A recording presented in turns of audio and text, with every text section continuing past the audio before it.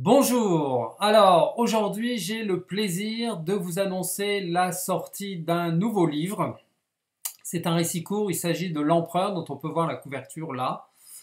Alors c'est une respiration, c'est ce que j'appelle une respiration, c'est-à-dire que quand je suis en train d'écrire des séries, entre deux volumes, ça m'arrive d'écrire un tout nouveau livre, un livre différent, tout simplement parce que j'en ai l'inspiration. Et donc, je laisse jamais passer une inspiration. Alors, de quoi s'agit-il cette fois?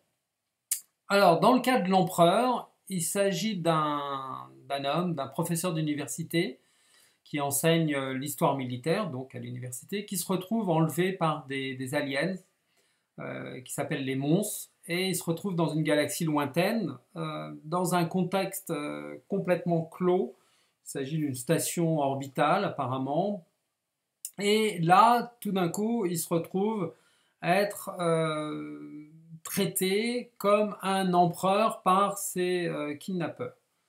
Alors, apparemment, c'est une tradition. Les monstres vont chercher des terriens périodiquement pour les placer sur le trône, en faire leur empereur, de façon à ce qu'ils soient capables de les aider à mener la guerre contre leurs adversaires, ceux d'en face, qui sont d'ailleurs pas nommés.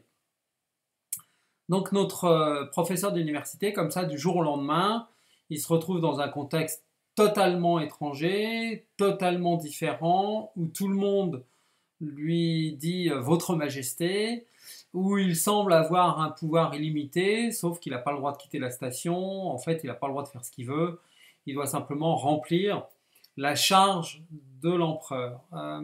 J'ai eu cette idée, j'ai eu cette inspiration en regardant la série The Crown sur Netflix, qui porte sur les premières années euh, après le couronnement d'Élisabeth II, la reine d'Angleterre actuelle. 14 heures. Ouais, merci. Bref,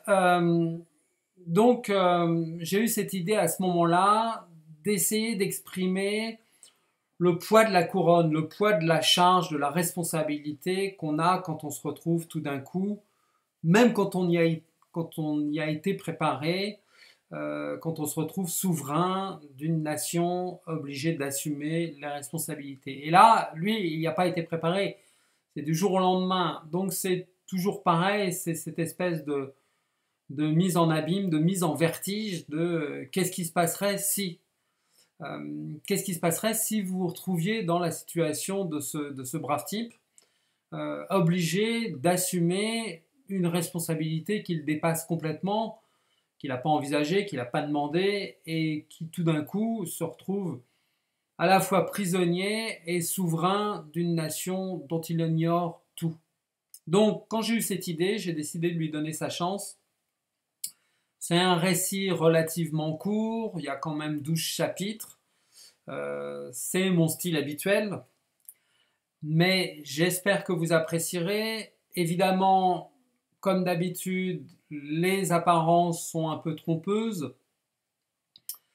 Mais bon, c'est une réflexion sur le pouvoir, c'est une réflexion sur la réalité, comme d'habitude, j'aime bien ça. Mais vous inquiétez pas, là je me remets au travail sur le tome 2 de Docteur Miracle, la saison 71. Merci et j'espère que vous apprécierez l'empereur. Rien à voir avec notre empereur, Napoléon Ier, qu'on a abordé un petit peu dans le tome 3 de PMC. Je n'ai pas pu m'en empêcher. C'est différent. Vous verrez. Ah oui, j'ai failli oublier. Avec l'empereur, je vais faire une expérimentation. Je vais essayer autre chose, quelque chose de nouveau. Je vais lire l'empereur en direct sur ma machine et publier ces chapitres audio, en quelque sorte, les uns après les autres sur YouTube.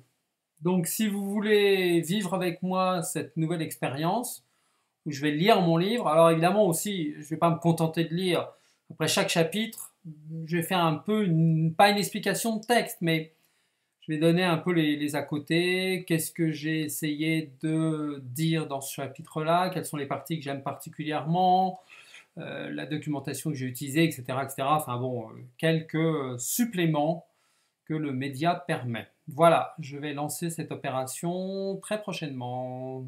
À bientôt.